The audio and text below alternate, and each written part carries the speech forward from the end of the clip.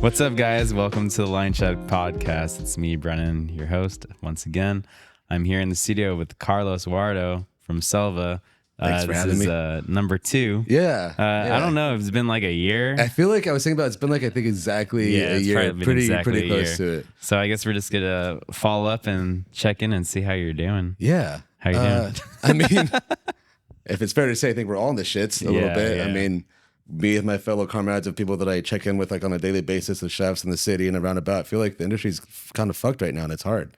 I mean, how do you have Timothy Hollings where it's, fucking whole stature, like literally be demolished within a matter of like seconds? Yeah. That's fucking crazy, dude. It's very insane. So that for me, it was, that worked there. Yeah, me too. I feel like that was very unsettling. And then the whole shit with fucking Toma and these fools from Mescalero, like I feel like, even for me, like as a small business, like we fucking struggle. We're like literally doing the best we can to fucking, do what we can.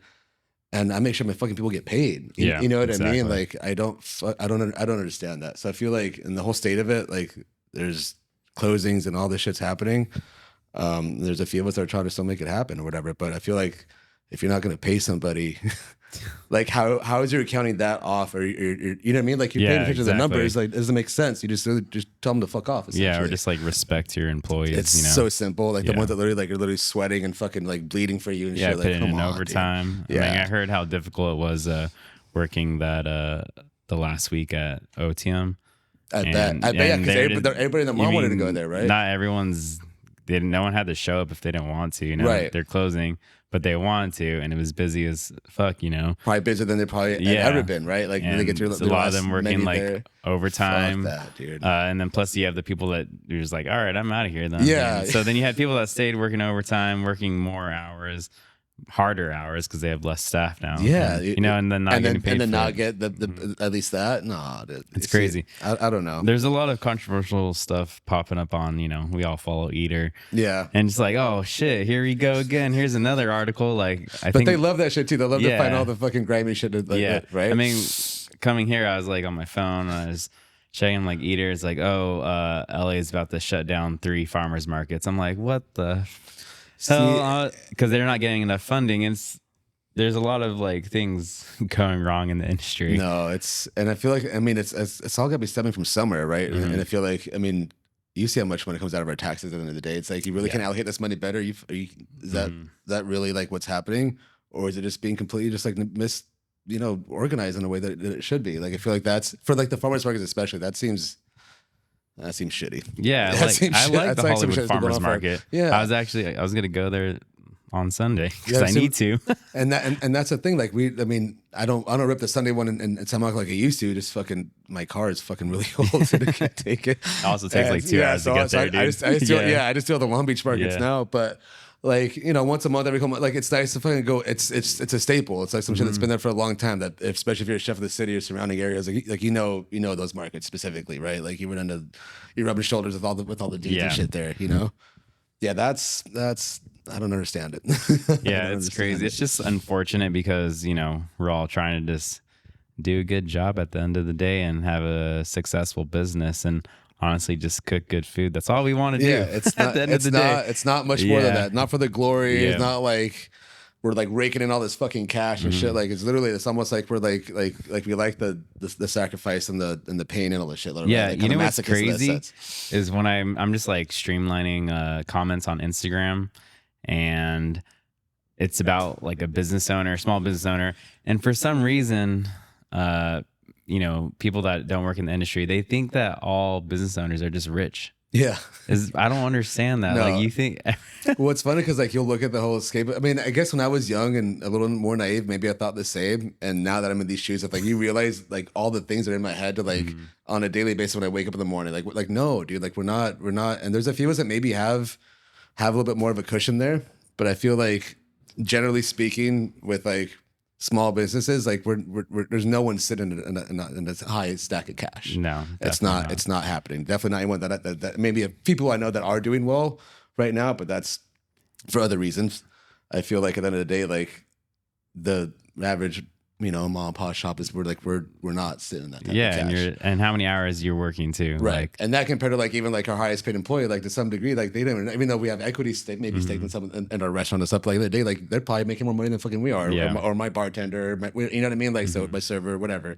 And I feel like that perspective always gets really like misconstrued a little bit of understanding like really how much money we are taking away from this, or what the benefits really are to some degree, right? Yeah, it's not that glorious. It's insane. It's it's only for the few that decide to do it, and if they really want to do it, and that's okay too, right? Because I feel like people take that like as like a not like you're shitting on them, but like almost it's like no, it's like some brains can just handle this type of thing or situation a bit better than others can, and that's totally okay. But like, it's definitely not like like watching TikTok or whatever the fuck you're doing, and like I want to be a chef, and like it's so much fun, and like easy. It's like no, and I've had some of those people come in my kitchen, and they get a reality check really quick of like, oh, like no, you have to fucking work and like really hard and sweat and come in when you don't want to probably, and come in while you're sick probably, or whatever the fuck it is, and like really, if you're really dedicated to this craft to some degree, like there's some shit that you just have to fucking do sometimes, you know. And definitely now those times are different. I mean, and we have to adjust to that for sure. But it's frustrating, you know, in that sense of it. Like I feel like staffing in the city right now is probably like the hardest thing that I've had to encounter. I was just gonna talk about that, staff retention. I've just heard a lot of stories, and I always think about it to myself. It's like, what will the industry be like when I open a restaurant? You know, how will the staff be, or that age group of how will it be, and how will I need to like change my like your demeanor, methods, right? Or the way that I am a leader? So I'm going through that change and growth like right now, and like I used to not like assert it towards like I did to like a generational thing, right? And like us being the old dudes now, like oh, these fucking generations, but it's like. And I lean on that for a minute, but I've come across people with the same age, same generation, and two different demeanors of style in the kitchen. So like I can't blame it on that anymore. Yeah. That's bullshit. Like I stop that shit. Right? I like think that's not right. I think like, it ended like 2018. Yeah, I feel. I'm just gonna discuss that. I mean that would make more sense, right? Like honestly, and I feel like I have some good kids working for me, but it depends on like how. It's what's here. It's like how hard you really want what it is what you want. Yeah. You know what I mean?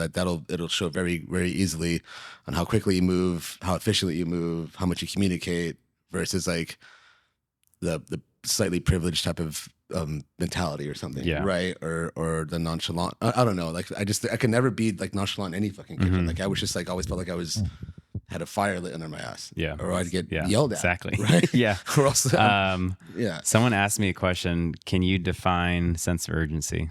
Yeah, I can define sense of urgency. So I feel like it's dying right now. So I think that's what it's. So I want you to I love that you say that, audience. dude. I love that you say that because like that's like been like my biggest pet peeve lately with that's just like in general. It's my pet peeve too. And like I don't and maybe because I just already had been brainwashed with that. You know, because every Thomas Keller restaurant underneath the clock, it's a sense of urgency, like literally underneath every clock. So whenever I was at Bouchon looking up to check the time, and it was on purpose, and it just put that in your brain, right? Exactly. And it was like a sense of brainwashing, but for the greatest good of all. Because at this point, like, dude, my sense of urgency, even if I want it to be a sense of urgency, not like that's just the way it is, right? Yeah, like, there's no other way of like being like, if it's slow, if there's 2 tickets, no tickets, whatever, I'm fucking moving fast. Because I can't wait to get this shit done and not fall behind. Yeah, I just don't want to fall behind. At the end of the day, I don't want to fall behind. That's why I clocked in fucking late. That's why I clock out early and shit. I honestly, I don't want to be in the shits. Understand why you wouldn't want to set yourself up for success. No, and that's part of the thing that I don't see these days that often, it's right? Like care. I don't see that. It's like, how much do you care about that station? Like, right? Like, don't you want to leave it like really, really, like really set up and like really like not feel like you have to like drag or hop offline for anything. Like if you're hopping offline for anything, like you're behind. Yeah, exactly. Your shit is not set up, dude. Like, that's a pet peeve. I hate watching and people do that. It's like it's the third time hopping offline shit. What the fuck is wrong with you? Yeah, no. It's like at that point you're either not capable of really running a station, or you're not prepared, or it's a combination of both, and both of those are awful. Like it's not good. But I've been having a hard time fucking finding that sensibility that we've had. I feel like there's a core group of like maybe slightly older dudes in their 30s or late 30s that like have that foundation of like maybe it's just a little bit of a brainwash, but like it's like for me it's helped me, helped me tremendously, especially as a business owner. Like I can imagine being a business owner and like not having a sense of urgency. Like can you imagine falling behind on your bills or behind on the admin shit closing, or stuff? Dude, you're gonna fuck your shit up real quick. You know what I mean? So that's even for just like that, but even in my normal life, like the kitchen grew me for like keeping my house clean, You know what I mean? Like having my standards of my living situation, try to be to a certain degree or whatever. Like it all translates to some degree. Yeah, it does. Yeah. So how would you say that when you have like new staff coming in, you know, that doesn't really understand our like old ways of kitchen, how would you like teach them? I've become very patient. Yeah, I was going to say and that. flexible, and like that could be different for one person to the other, right? Or like my patience, but I feel like I really try to be very patient and very understanding, and not be talked to how I was talked to, because that just doesn't work, right? Like I think as you become a manager and stuff, like we have to adjust. Every person's different. You know what I mean? Like the way I talk to you is way different than you. Taking psychology class now, dude, legit, right? And even that. So I'm a dad. I got 2 daughters, and that's the same thing. I have a 15-year-old who's literally working my cold line right now, and then my 7-year-old who's also at the restaurant right now, sitting at 38, having watching some shows and probably eating something, and my server's watching them right now. So thank you for watching. But like it's that it's a lot of that balance. Yeah. You know what I mean? It's a lot of that balance of like having how do you maintain it.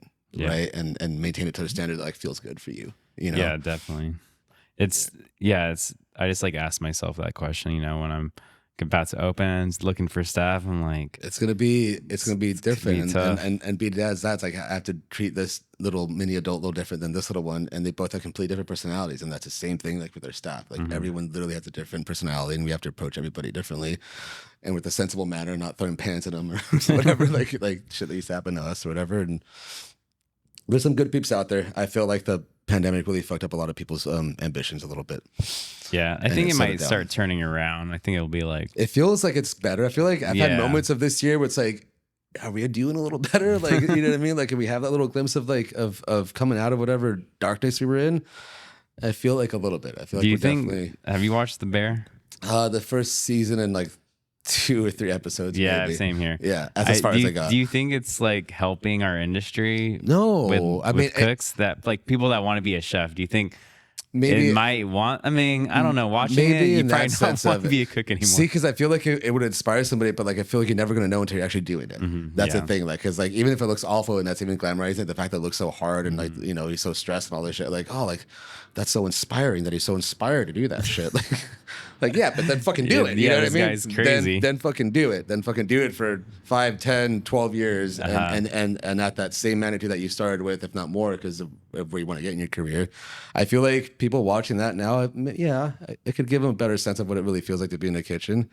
But like I lost interest after the second episode of that second season. Yeah, I definitely don't know any young cooks because I'm just like older now. You know, I don't know anyone that's like young. It's inspiring to be a chef right now. I think I know like one kid. He's like 21.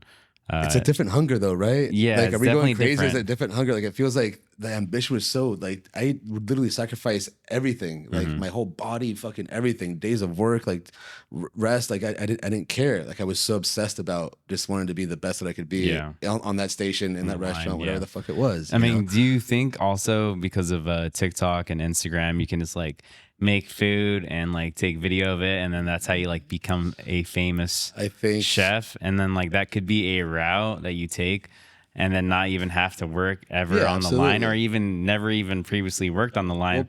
100%, right? And there's like a different want. It's a shortcut. You know what I mean? It's a shortcut. Yes, a shortcut. And I think that I don't know if that irritates me or if it makes me like, why am I well, not we're losing that smart? Cooks. Yeah. But it's like shit. If I was like really keen on the social 10 plus years ago, but with that being said, I love all the hard experiences I've had. I love. There's just something different about being on the line. It's different. You know what I mean? It's different, and like, and if you really like run it behind the line, and you know what being in the trenches really feels like at fucking real restaurants and shit, like that's nothing could take that pride away from you too a little bit, right? Yeah. You know what I mean? Like you have that shit in your back pocket forever. You know? Exactly. Yeah, it's a different world for sure. A little bit. Yeah, I remember one of my old sous chefs a long time ago. He was always like, "I hate the fucking ticket machine. It's just like." We're going to war with the ticket machine. And it's like, let's fucking go. Yeah. It's so funny. Well, that's the other thing too, because now like I'm working my hotline 2 days a week. I'd say at least. That's good. Yeah, because I remember last time. You said you're on the line every week, every day. It's funny because like I hadn't done it in so long. At one point in time, I was like a little nervous about it. And then the second that I just like owned it and hopped on, I was like, oh, this is fucking like, come easy. on, bro. I'm like getting mad. It's like, this is so easy. What's wrong with you? Like, why have you been struggling with this? You know, so I'll do it by myself. Like that's that one meme. Oh, that one fucking that one bear meme of this is like, I need help around here. I'll do it by myself. Like that's literally like me and my madness sometimes at the restaurant. But like I love working the hotline. I feel like it, and at Selva it's only one hotline, right? There's one hotline, Expo, and then Coal Line's independent. And so the hotline's cooking all the hot food for the whole fucking restaurant essentially, and it's designed in a way that it's an efficient hotline. Dude, it's so smooth if you know how to fucking run it the right way and you organize yourself really well. It's so much fun, dude. Yeah. It's so much fun. You just have to be able to multitask and be focused and like not get lost in translation of like what's happening. You know what I mean? Like be focused and keep moving. Like whenever I see my cooks have like either like deer in the headlights type of situation, like all right, fucking like let's switch. You know what I mean?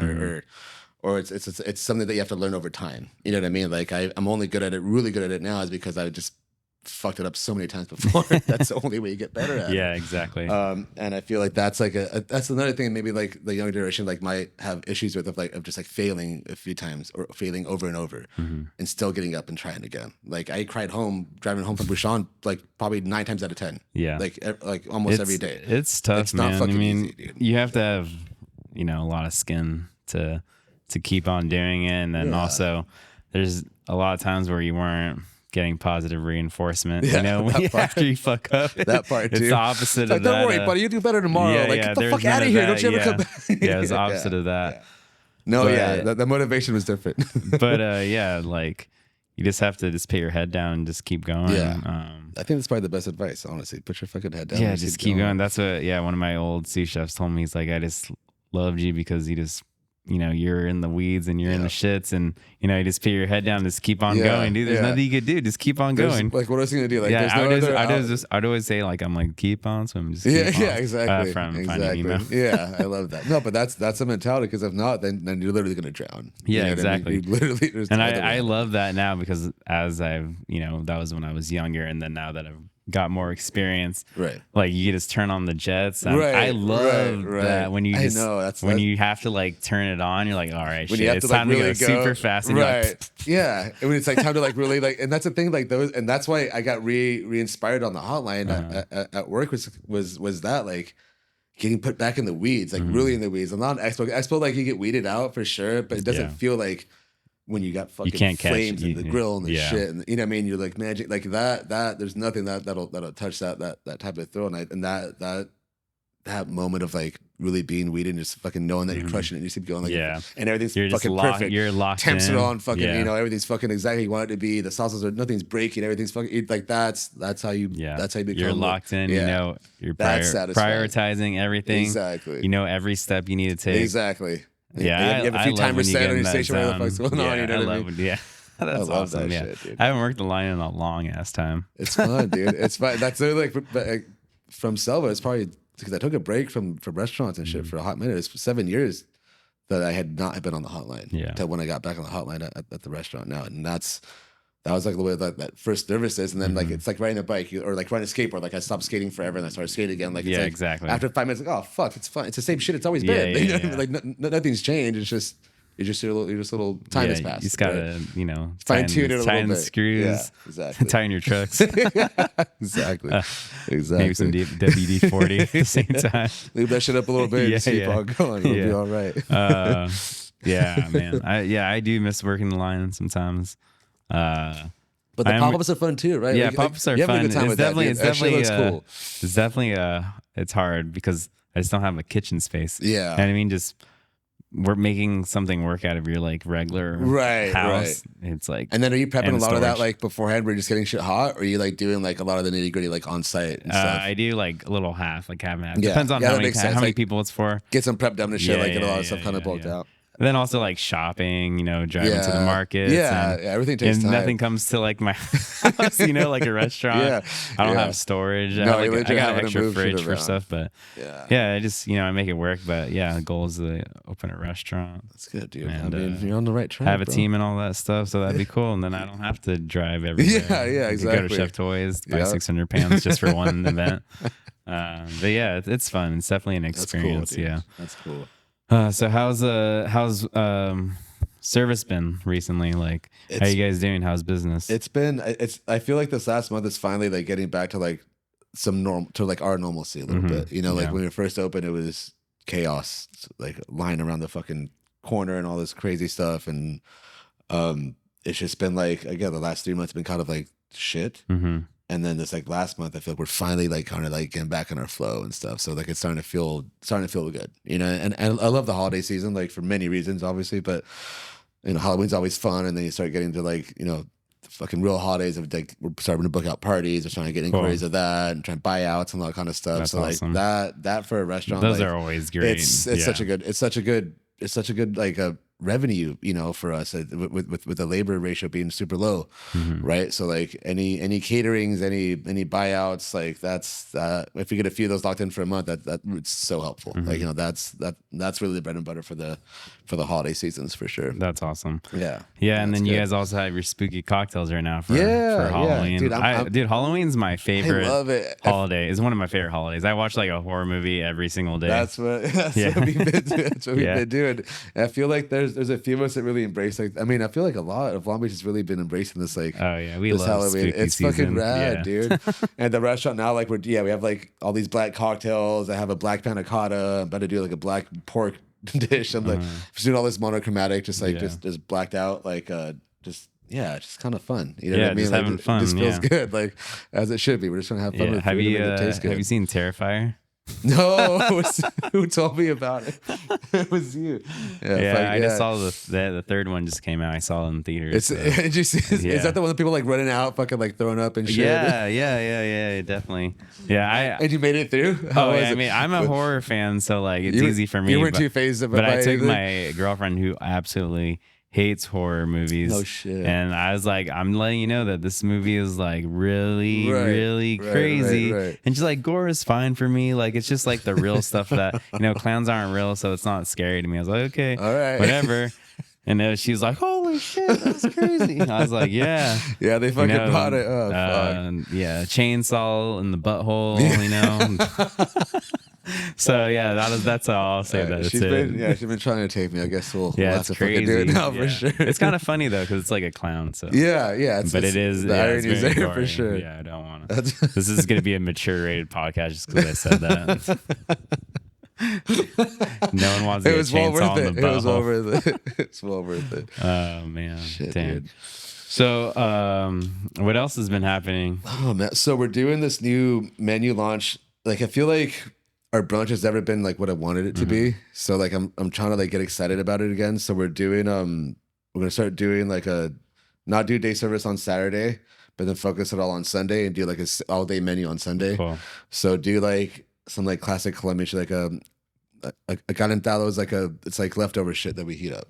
So it'd be like leftover rice, leftover beans, leftover meat, leftover from the grill, kind of mix it all in a pot together, like almost like Moros and Cristianos, like rice and beans mixed together, but with meat, and then like fried egg on top, some plantains and an or something, like, so stuff like that, and like our French toast that we have for brunch now, having that being all day, having our hot dog being all day, having the burger being all day, a few different specials, like just kind of having an all day menu from like 12 to close. What's a Colombian hot dog anyways? So I've had it before. There's a few variances, right?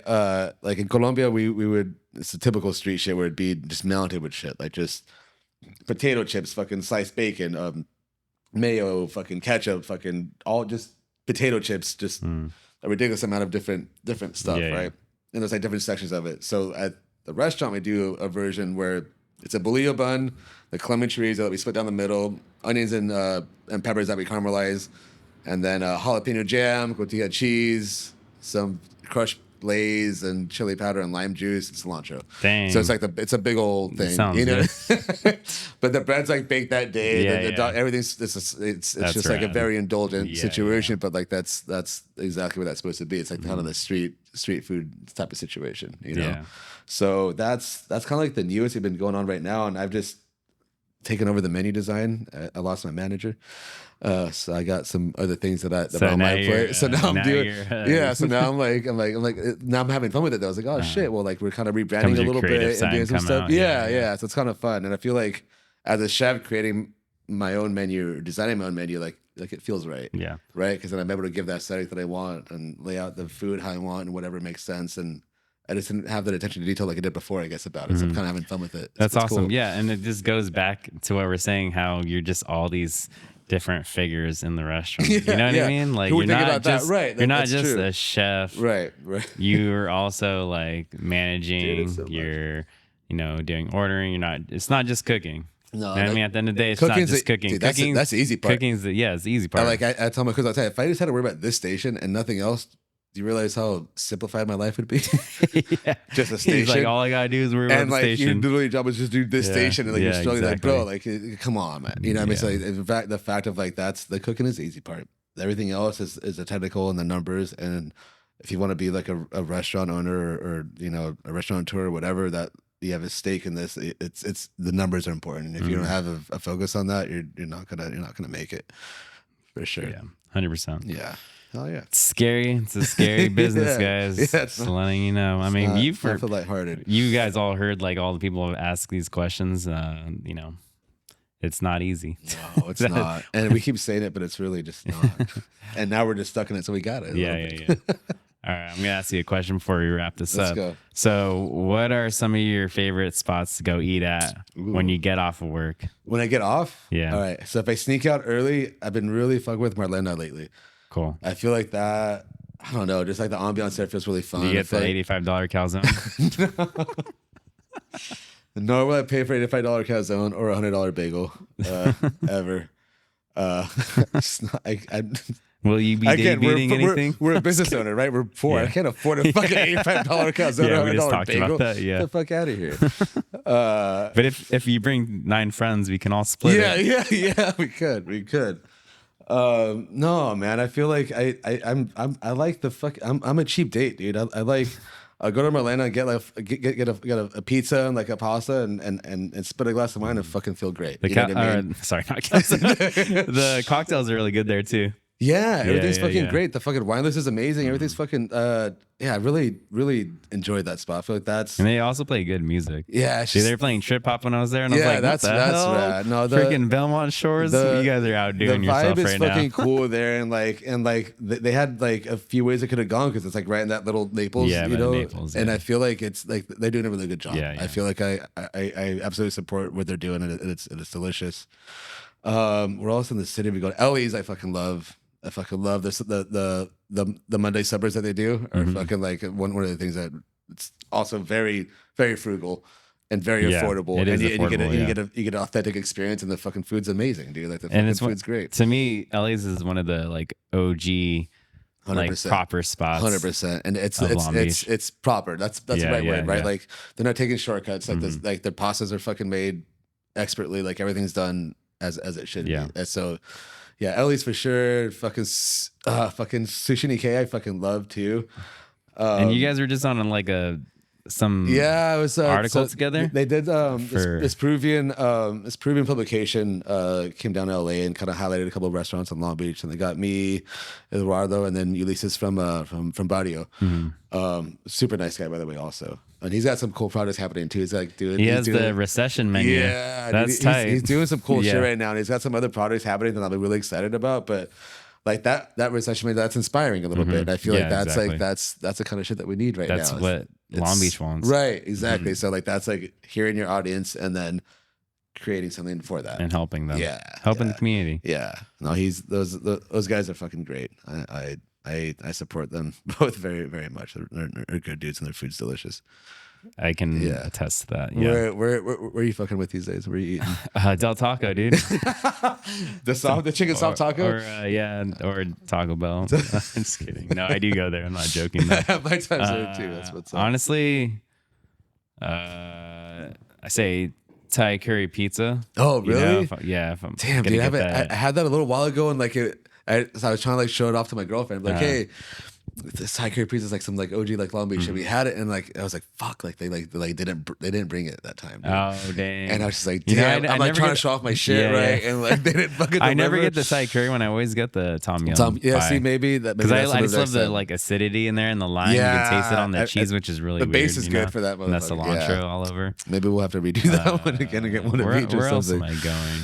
I feel like I haven't been. Dude, I don't know. I don't really go out. I know, anymore. that's the other I'm thing, also too. like, I'm like trying to think. I'm like, also this was like broke, 4 too. months ago when I realized like, I'm going to Berlin. yeah. Like I don't. Honestly, Baby G's happy hour for a hot dog. I've seen You know that. what I mean? That's a good steal. Dude. that- There. Oh, you know the tacos across the street from fucking V Room. Oh yeah. Taco Tuesday, dude. Taco yeah. Tuesday, $1 a taco. Like $1, Amazing, no, yeah. no tax, Yeah, no yeah. nothing. It's Yeah, the I Al give you Pastor fucking tacos. $10 and you give me 10 tacos Yeah. and that's it. It's fucking incredible. I hit the a cheap good one. spots. Yeah, I mean, me too. I'm not rich, Dude, honestly. You guys, if you think that I make money off this podcast, think again. I don't. There's a strategy here. The bean cheese burritos at the taqueria off of 4th in Redondo are like fucking like $8. Dude. Oh wow. You get 2 of Yeah, I love those. a you're good fucking, bean cheese burrito. And for some reason, I feel like they have the best. I'll go on record. They have the best fucking refried beans I've ever tasted. I feel like Amazing. they're I love so good bean good. cheese Dude. burritos. They're so good. I'll tell you a funny story before we wrap up this. But a long time ago, we got off work from downtown LA. There's a new taco truck right by my house in Wrigley. And I was like, sick. This is before there was all these taco Right, stands. before we they're actually didn't like have doing any it. taco No, yeah, stands long anywhere. before 4 years ago, that was not a thing. Yeah, right? yeah. Not This is even. pre-pandemic. Right. And I got a bean and cheese burrito. I was like, sick. Bean and cheese burrito came out fat. Right, Went home. ready We for- watched some Mark Wines videos on YouTube. Yeah, got hell stoned. yeah. Opened my Oh, I love that fool. That's fucking burrito. rad. Took a bite into it and was like, damn, this is a lot of cheese. And I kept biting. I was like, where the fuck is the beans? And I just kept biting and it's just all cheese. And she No gave me a cheese burrito, but it was like as thick as like a giant breakfast burrito like status, like that. So you just girthy. munching a bunch of It's cheese. just cheese. Dude, that's funny. And I was like, there's no beans here. It was the funniest thing ever. And I was like, She also like misheard sad you. at the same She time. misheard you or what? I She guess did- so. It's like, he wants a cheese burrito. It's like look just like as fast Yeah, as like anything. exactly. I was like, this guy's, yeah, it's because he's a white boy. That's fucking funny, dude. That's funny. Anyways, that's Good all the shit. time we got for today. Yeah, Hope you guys appreciate enjoy that story. It was good having you on the podcast Yeah, again. thanks for having me back, dude. Appreciate it. Everyone go check out Selva. Yeah, come say by. what's up to Chef Carlos. what's up. That's it. We'll see you guys next time. Bye. Thank you.